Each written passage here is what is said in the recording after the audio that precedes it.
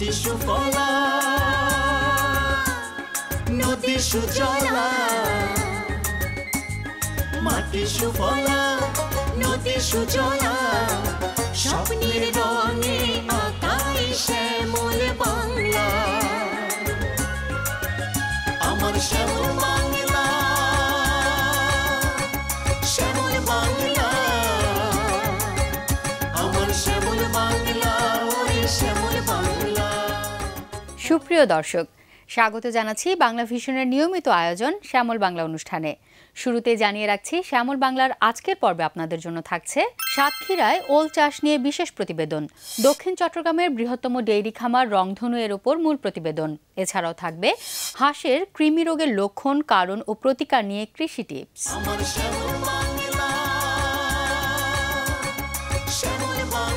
বাংলাদেশে কম বেশি প্রায় জেলায় ওল চাষ করা হয়, কোথাও কোথাও এটিকে ওলকচুও বলা হয়।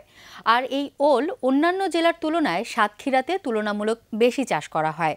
প্রিয় দর্শক, শ্যামল বাংলার আজকের বিশেষ প্রতিবেদনটি সাজানো হয়েছে সাতক্ষীরার ওল চাষ নিয়ে।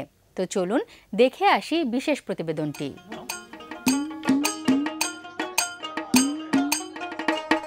ওলকচু একটি রূপান্তরিত কাণ্ড বা কন্দ। এতে পুষ্টি ও ঔষধি গুণ উভয় বিদ্যমান এবং সাধারণত রান্না করে তরকারি হিসেবে খাওয়া হয়। বাংলাদেশে এটি গ্রীষ্ম মৌসুমে জন্মে, যখন বাজারে সবজির খুব ঘাটতি থাকে। পার্বত্য চট্টগ্রামে ও সাতক্ষীরা অঞ্চলে বাণিজ্যিকভাবে এর আবাদ হয়। এই ওল চাষটা মূলত যেসব উঁচু জমি, যেখানে পানি জমবে না, সেসব জমিতে মূলত ওল চাষ করা হয় এবং পানি নিষ্কাশনের ব্যবস্থা থাকতে হবে। বেলে দোআঁশ, এঁটেল দোআঁশ, দোআঁশ জাতীয় মাটি যেগুলো আছে ওল চাষের উপযুক্ত। বাংলাদেশের সব এলাকার লোকের কাছেই এটি বেশ প্রিয়। এখন পর্যন্ত বাংলাদেশে কোনো স্বীকৃত জাত নেই, তবে সাতক্ষীরা অঞ্চলে ব্যাপক আবাদকৃত জাত, যার নামকরণ করা হয়েছে সাতক্ষীরা লোকাল। এছাড়াও মাদ্রাজি ও অন্যান্য নামে বিভিন্ন জাত আবাদ করা হচ্ছে। সাতক্ষীরা লোকাল সবচেয়ে ভালো বলে এর উৎপাদন পদ্ধতি নিয়ে অনেক গবেষণা কার্য সম্পন্ন হয়েছে ইতোমধ্যে। পূর্বের যে প্রথা ছিল ওল চাষের জন্য, সেটা আমরা আধুনিকায়ন করেছি। সেটা ভিতরে আমরা এখানে আগে বোরন সার ব্যবহার হতো না, সেই বোরন সারটা ব্যবহার করার ফলে ফসলের মান অনেক উন্নত হয়েছে। সুনিষ্কাশিত এঁটেলে দোআঁশ ও বেলে দোআঁশ মাটি চাষের জন্য উপযোগী। অতিরিক্ত এঁটেলো ও বেলে মাটিতে চাষ না করাই ভালো। মাটির জো থাকা অবস্থায় মাটির প্রকারভেদে 3 থেকে 4টি আড়াআড়ি চাষ ও মই দিয়ে মাটি ঝুরঝুরে করে নিয়ে ভালো করে মই দিয়ে মাটি চেপে দিতে হবে। মধ্য মাঘ হতে মধ্য ফাল্গুন অর্থাৎ ফেব্রুয়ারি থেকে মার্চ মাস বীজ বপনের উপযুক্ত সময়।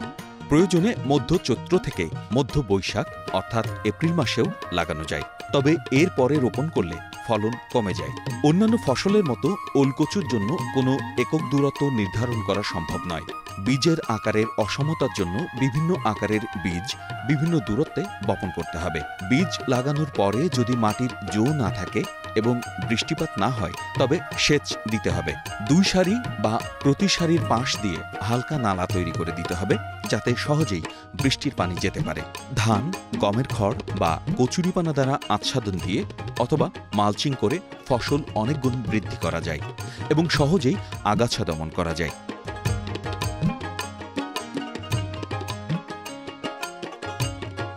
গবেষণায় দেখা গেছে বিভিন্ন আচ্ছাদন ব্যবহার করে শতকরা 70 থেকে 75% ফলন বৃদ্ধি করা সম্ভব। এবছর সাতক্ষীরা জেলায় মোট 531 হেক্টর জমিতে ওল চাষ হয়েছে। এর মধ্যে সদর উপজেলা সহ সবকটি উপজেলাতেই কম বেশি ওলের চাষ হয়েছে।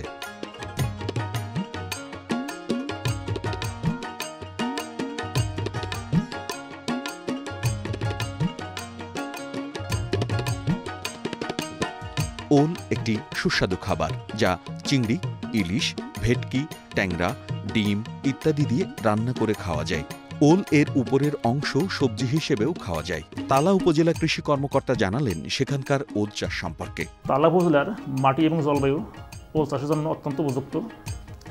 তালা উপজেলার প্রত্যেক বছরে গড়ে 120 থেকে 125 হেক্টর জমিতে ওলের চাষ হয়। এই এলাকার ওল দেশে বিভিন্ন জায়গাতে চাষ হচ্ছে। প্রত্যেক বছর এখান থেকে ঢাকা, মানিকগঞ্জ, রংপুর ওই এলাকায় বীজ কিনে নিয়ে যায়। ওল চাষ থেকে শুরু করে বিভিন্ন স্তরে কাজ করে জীবিকা নির্বাহ করছে অসংখ্য মানুষ। আমি প্রথমে এখানে ধান পাটের চাষ করতাম, তারপরে এই জমিতে পানি উঠে যায় বলি আমি আপনার আমের চারা লাগাই, যে আম গাছ বেশি থাকবে অন্য ফসল করি তো বাঁচতে পারবো। তারপরে এই যে সময় বাদ দেওয়ার পরে বীজ সংগ্রহ করে আমি তারপরে এই চাষ কাজ শুরু করলাম। প্রথমে আমি 10 কাঠা ওল লাগানোর পরে আমার ওই দিলীপ ডাকদিন আসলো, আইসি বললো যে তুমি ওই আম বাগান ওখানে লাগালে তুমি লাভবান হবা। এবার আমি তারপরে আমি এখানে 1 বিঘে ওল লাগাইছি। 1 বিঘা জমিতে আমার খরচ হয়েছে 70 থেকে 80,000। আমার এখানে লাভ হবে 1.5 থেকে 2 লাখ টাকা। প্রতিদিন আমি ওল দোয়া কাজ করি, তো 3-4 ঘন্টা কাজ করি, 100 টাকা দিই। কৃষকদের সাথে কথা বলে জানা গেল প্রতি বিঘা জমিতে ওল চাষে খরচ হয় 70 থেকে 80,000 টাকা, আর ওল বিক্রি করে লাভ হয় দ্বিগুণ। আমি এই জমিতে আগে হলুদের চাষ করতাম, কৃষি অফিসারের পরামর্শ শুনে আমি ওল চাষ করেছি। এটা লাভজনক ব্যবসা। তো আমার এখানে 2.5 বিঘে জমি লাগানো আছে, এখানে আমার প্রায় খরচ আছে 1,10,000 টাকা, তো লাভ হবে প্রায় 1 লক্ষ টাকা। এজন্য চাষিরা এখন ওল চাষের দিকে ঝুঁকছে ব্যাপকভাবে। লাভজনক এই ফসলটি আপনিও চাষ করে আর্থিকভাবে হতে পারেন স্বাবলম্বী। প্রিয় দর্শক, ছোট্ট একটা বিরতি নেব এখন, আর বিরতির পর শ্যামল বাংলায় থাকছে দক্ষিণ চট্টগ্রামের বৃহত্তম ডেইরি খামার রংধনু এর উপর মূল প্রতিবেদন। এছাড়াও থাকবে বিরতির পর সবাইকে স্বাগত শ্যামল বাংলায়। প্রিয় দর্শক, এখন আপনাদের জন্য থাকছে দক্ষিণ চট্টগ্রামের বৃহত্তম ডেইরি খামার রংধনু এর উপর মূল প্রতিবেদন।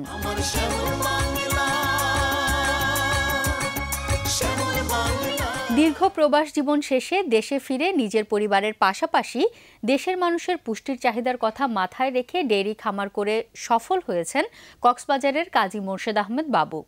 পাশাপাশি জাত উন্নয়নের কাজটিও করে চলেছেন সমান তালে। আর তার এই সাফল্যগাথা রংধনু ডেইরি খামার নিয়েই আজ সাজানো হয়েছে আমাদের মূল প্রতিবেদন পর্ব। তো চলুন মূল প্রতিবেদনটি দেখে আসি।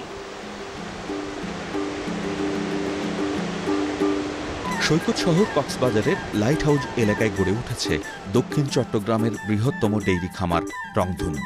এই খামারের শতাধিক গাভী থেকে প্রতিদিন প্রায় 5 থেকে 600 লিটার উৎপাদিত দুধ এখন কক্সবাজার জেলার চাহিদা পূরণ করে দেশের বিভিন্ন স্থানে সরবরাহ করা হচ্ছে।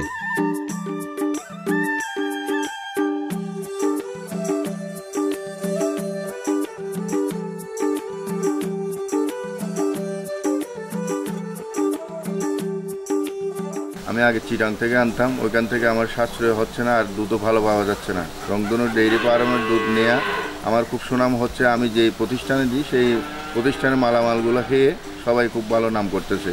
দুধ উৎপাদনের পাশাপাশি এ খামারে গাভী থেকে জাত উন্নয়নেও প্রায় শতভাগ সফল হয়েছেন খামার মালিক কাজী মোর্শেদ আহমেদ বাবু।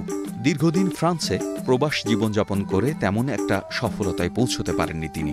অবশেষে 2010 সালে দেশে এসে নিজ পরিবারের দৈনিক 3 লিটার দুধের চাহিদা পূরণের জন্য 35,000 টাকা দিয়ে প্রথম একটি গাভী ক্রয় করেন তিনি। উন্নত কানাডিয়ান জাতের বীজের মাধ্যমে 1 বছরের মধ্যে বাচ্চা জন্ম দেয় গাভীটি। এতে ওই গাভী থেকে দিনে 2 বার করে মোট 18 লিটার দুধ পাওয়া যেত। বাবুর পরিবারের চাহিদা 3 লিটার রেখে অবশিষ্ট আরও 15 লিটার বিক্রি করে প্রথম আয় শুরু হয়। এই সময় তিনি কক্সবাজারে ব্যাপক দুধের চাহিদা দেখে 2011 সালে আরও 5টি গাভী ক্রয় করেন। এরপরে 2012 সালে একসাথে আরও 15টি গাভী ক্রয় করে মোট 21টি দিয়ে লাইট হাউস পাড়ার পাহাড়ের পাদদেশে গড়ে তোলেন মিমি ডেইরি খামার। পারিবারিক চাহিদা ছিল 3 লিটারের মতন। ওই 3 লিটার রেখে আপনার 15 লিটার দুধ বিক্রি করতে গিয়ে দেখলাম যে আপনার মোটামুটি ভালো দুধের খুব ভালো চাহিদা আছে। তো তখন চিন্তা করলাম যে না, এই জিনিসটাকে আমি বাণিজ্যিকভাবে যদি নিই তাহলে ভালো হবে। তখন আমি 5টা গাভী কিনলাম। 5টা গাভী কেনার পরে যখন দেখলাম যে যখন আমি দুধের মানটা যখন ঠিক রাখলাম, দেখলাম যে প্রচুর চাহিদা আছে। তো ওখান থেকে আজ পর্যন্ত আস্তে আস্তে তিলে তিলে করে গড়া আমার এই রংধনু ডেইরি ফার্ম। এটা নিয়ে আমার সামনে অনেক সময় চলে যায়, সময় কাটে এখানে ফার্মেশায় সব সময় কাটায়, ওদেরকে দেখাশোনা করে। খামার মালিক কাজী মোর্শেদ আহমেদ বাবু স্থানীয় বিশেষজ্ঞদের ও প্রাণী সম্পদ বিভাগের কর্মকর্তাদের পরামর্শে দুধ উৎপাদনের পাশাপাশি নিজ খামারে জাত উন্নয়নের প্রসার ঘটিয়েছেন ব্যাপক হারে। এই খামারে বেশিরভাগ মেস্টাডিসে আক্রান্ত করে।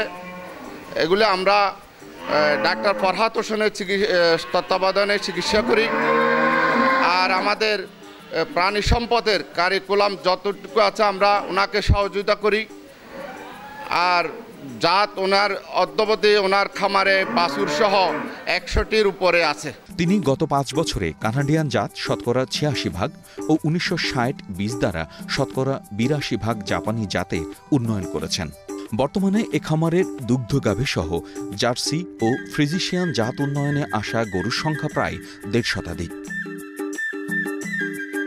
পর্যটন শহরের উপকণ্ঠে গড়ে তোলা এই খামারে নিয়োগকৃত একজন চিকিৎসক নিয়মিত দেখাশোনার পাশাপাশি পর্যায়ক্রমে কর্মসংস্থান হয়েছে স্থানীয় এক সময়ের বেকার 20 জনের অধিক কর্মচারীর।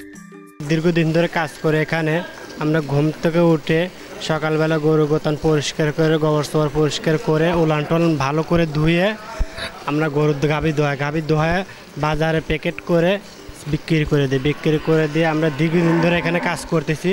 এখানে বাবুবাড়ি অনেক সুযোগ সুবিধাতে আমরা বেঁচে আছি। এখানে 2 বেলা গরু সুষম খাবার খাওয়াই, 2 বেলা গোসল করাই, তারপরে গরুরে সবসময় একজন মা যেমন একজন শিশুকে লালন পালন করে, অন্যথায় আমরাও গরুকে সেইভাবে লালন পালন করি। তাদের মাসিক বেতন, গবাদি পশুর আপনার পরিচর্যার খরচ, খাদ্যের খরচ, ডাক্তারি ট্রিটমেন্টের খরচগুলো দিয়ে আল্লাহর রহমতে খুবই ভালো একটা মার্জিন আমার থাকে। এই মার্জিনটা আসলেই ভালো, খুবই ভালো একটা মার্জিন থাকে আমার। এটা দিয়ে আমি স্বাচ্ছন্দ্যভাবে জীবনযাপন করতেছি। পাশাপাশি প্রাণী সম্পদ অধিদপ্তর থেকে কক্সবাজার যে ডিএলও মহোদয় তিনি এবং চিটংয়ের আপনার এই কর্মকর্তা এআইপিডি আমাদের ফরহাদ স্যার, উনি নিয়মিত আমার খোঁজখবর রাখেন। উনি যতবারই কক্সবাজার আসেন আমার ফার্ম ভিজিট করেন এবং উন্নত জাতের বীজ উনি আমাকে দিয়ে খুব ভালোভাবে উনি আমাকে সহযোগিতা করছেন। খামার মালিক কাজী মোর্শেদ আহমেদ বাবুর লক্ষ্য এটিকে দেশের অন্যতম বৃহত্তম খামার হিসেবে গড়ে তোলার। এজন্য তিনি গত 1 বছর ধরে বিভিন্ন ব্যাংকের কাছে বড় অঙ্কের আর্থিক সহায়তা চেয়ে বহুবার ধর্ণা দিয়েছেন। কিন্তু ব্যাংকগুলো সহজ শর্তে ঋণ দেওয়ার পরিবর্তে উল্টো নানা আইনি জটিলতার কথা বলে সময় অতিবাহিত করছে বলে জানান তিনি। সরকারি কোনো সহযোগিতা আমি পাইনি, ব্যাংকিং কোনো সহযোগিতা পাইনি। সরকার এবং ব্যাংকিং সহযোগিতা যদি এই সেক্টরে যদি বাড়িয়ে দেওয়া হয়, কম সুদে যদি আপনার লোন দেওয়ার যদি সিস্টেম রাখা, তাহলে এই সেক্টরে আপনার একটা বিপ্লব ঘটবে। দুগ্ধ শিল্প এবং আপনার ফ্যাটেনিং সেক্টরে আপনার একটা বাংলাদেশে একটা বিপ্লব ঘটবে আমি আশা করি। আগামীতে খামারের আয় থেকে এটিকে আরও বড় পরিসরে নিয়ে গিয়ে দেশের সর্ববৃহত্তম খামারে রূপান্তরিত করে দুধ ও গাভীর জাত রপ্তানি করাই তার প্রধান লক্ষ্য।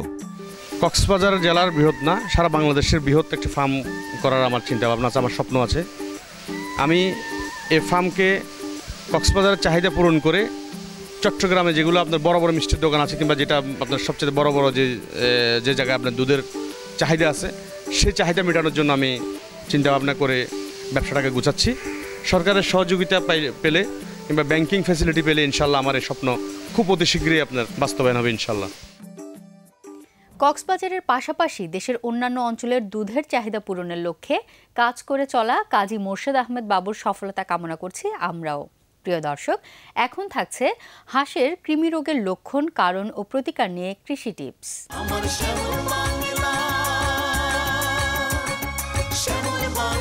প্রিয় দর্শক, হাঁস পালন বর্তমানে একটি লাভজনক ব্যবসা, কিন্তু হাঁস পালনের ক্ষেত্রে বড় বাধা হিসেবে কাজ করে বেশ কিছু রোগ। এসব রোগের মধ্যে একটি রোগ হচ্ছে হাঁসের কৃমি রোগ। আপনার খামারে যদি হাঁসের কৃমি রোগের প্রাদুর্ভাব দেখা দেয় তাহলে কি করবেন তার উপর টিপস দিয়েছেন বাংলাদেশ কৃষি বিশ্ববিদ্যালয়ের মেডিসিন বিভাগের অধ্যাপক ডক্টর মোহাম্মদ মাহবুব আলম। প্রিয় দর্শক, তাহলে চলুন তার টিপসটি দেখে আসি। প্রিয় দর্শকবৃন্দ, আমি এখন একটা গুরুত্বপূর্ণ রোগ সম্পর্কে আলোচনা করব, সেটা হলো কৃমিজনিত রোগ। এই রোগটি শুধুমাত্র হাঁসের জন্য গুরুত্বপূর্ণ না, এটা মানুষ, গরু, ছাগল, ভেড়া সবার জন্যই গুরুত্বপূর্ণ। বাংলাদেশের প্রেক্ষাপটে 90% মানুষ, গরু, ছাগল এই রোগে আক্রান্ত হয়ে থাকে, কারণ এই রোগটার মূলত আনহাইজেনিক কন্ডিশন বা নোংরা পরিবেশ থেকে হয়ে থাকে। তো আমি এখন হাঁসের আসলে প্রকৃতপক্ষে কৃমির রোগ বেশি একটা হয় না। তো যে রোগগুলো হয় সেই রোগগুলোকে আমরা 2 ভাগে ভাগ করতে পারি, অন্তঃপরজীবী আর একটা হলো বহিঃপরজীবী।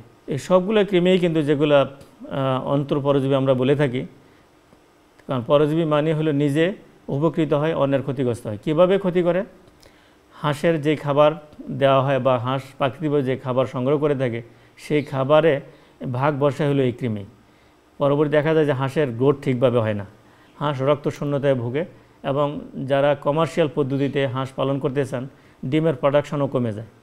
তো সেই কারণে প্রতি 6 মাস অন্তর অন্তর একবার কৃমির ওষুধ খাওয়া জরুরি। তাহলে 6 মাস অন্তর যদি আমরা কৃমির ওষুধ খাওয়াই তাহলে দেখা যাবে যে হাঁসের এই কৃমির রোগ থেকে রেহাই পাওয়া যাবে। কৃমির রোগের চিকিৎসা আমরা যদি 6 মাস পর করি সবচেয়ে ভালো কাজ করে হলো অ্যালবেন্ডাজল নামক ওষুধ। সেটা বাজারে ট্যাবলেট হিসাবে পাওয়া যায়, যেটার নাম হলো এলম্যাক্স ভ্যাট এবং হেলম্যাক্স ব্যাট, যেটা হলো 600 মিলিগ্রামের। তার ডোজ হলো 20 মিলিগ্রাম প্রতি কেজির জন্য। তাহলে একটা হাঁসের ওজন হয় আপনার 2 কেজি। তাই 2 কেজি যদি ওজন হয় তাহলে 40 গ্রামের প্রয়োজন হয়। সেই হিসাবে একটা ট্যাবলেট আমরা 30টা হাঁসকে খাওয়াতে পারি। প্রত্যেকটা হাঁসের জন্য 2 কেজি ওজনের 40 মিলিগ্রাম যদি আমরা খাওয়াই 6 মাস পর তাহলে দেখা যাবে যে এই কৃমি রোগ থেকে হাঁস রেহাই পাবে বা মুক্ত থাকবে। আর বহিঃপরজীবী যেটা সেটা হলো উকুন, আঠালি এবং ম্যানজমাইট। উকুন আমরা জানি কিছু উকুন আছে রক্ত শোষণ করে, রক্ত শোষণ করার কারণেও কিন্তু অ্যানিমিয়া বা রক্ত শূন্যতা হয়ে থাকে। তো এই কারণে আমাদের বহিঃপরজীবী যেগুলো আছে সেগুলোর কিন্তু চিকিৎসা করতে হয়। সেগুলোর চিকিৎসা আমরা সহজভাবে যেটা করতে পারি, যেমন ন্যাপথলিন গুঁড়া করে সালি বা বালির সাথে মিশিয়ে যদি দিয়ে রাখি তাহলে দুলি স্নানের মাধ্যমে দেখা যাবে যে এই বহিঃপরজীবী দূর হয়। আর একটা উপায় আছে, অনেক সময় দেখা যায় হ্যান্ডটক্স স্প্রে হাঁসের গায়ে স্প্রে করে যেটা দেওয়া হয় সেটাতেও ভালো ফল পাওয়া যায়। এবং এসিমিক ওরাল সলিউশন নামে একটা ওষুধ বাজারে পাওয়া যায়। এটা যদি 25 কেজি ওজন হিসাবে 1 মিলিলিটার দেওয়া হয়, অর্থাৎ 12টা হাঁসের জন্য 1 মিলিলিটার যদি আমরা খাওয়াই 6 মাস পর তাহলে এই রোগ থেকে মুক্তি পাওয়া যাবে। আপনার খামারে যদি হাঁসের কৃমি রোগের প্রাদুর্ভাব দেখা যায় তাহলে ডক্টর মোহাম্মদ মাহবুব আলমের পরামর্শ কাজে লাগাতে পারেন। আশা করি সুফল পাবেন। সুপ্রিয় কৃষক, আপনাদের কৃষি বিষয়ক যে কোনো সমস্যা, সম্ভাবনা, মতামত, পরামর্শ আমাদের কাছে লিখে জানাতে পারবেন আপনাদের ধান, পাট, আখ, মাছ, মুরগি, গরু, ছাগল সহ ফুল, ফল ও সবজির যাবতীয় রোগ ব্যাধির কথা। পাবেন সচিত্র প্রতিবেদনে উত্তর। আমাদের কাছে লিখবার ঠিকানা Shyamal Bangla, Bangla vision, note tower, 110 Biruttam CR Dutta road, Dhaka 1205। Phone করতে পারবেন 96320300 থেকে 4 পর্যন্ত। ইমেল করতে পারবেন shyamolbangla@banglavision.tv। SMS করতে পারবেন SB লিখে স্পেস দিয়ে পরামর্শ লিখে 1616 নম্বরে। ফেসবুকের মাধ্যমে যোগাযোগ করুন www.facebook.com/শ্যামলবাংলা। খনার বচন আছে, আষাঢ়িয়া পচা ভাদুরিয়া গোছা, অর্থাৎ আষাঢ় মাসে চাষ দিয়ে জমির ঘাস পাতা সব উত্তম রূপে পচিয়ে তারপর ধান রোপণ করতে হয়। প্রিয় দর্শক, আমাদের হাতে আজ আর সময় নেই। দেখা হবে আগামী অনুষ্ঠানে। সে পর্যন্ত সবাই ভালো থাকুন। সবাইকে ধন্যবাদ। শ্যামল বাংলার আগামী পর্বে দেখবেন সাতক্ষীরার গ্রীষ্মকালীন টমেটো চাষ নিয়ে বিশেষ প্রতিবেদন। প্রাকৃতিক ব্রুট সংকটে সংকুরায়িত মাছ ডেকে আনবে বিপর্যয়, এ নিয়ে মূল প্রতিবেদন। এছাড়াও থাকবে পানের পাতা পচা রোগ নিয়ে কৃষি টিপস।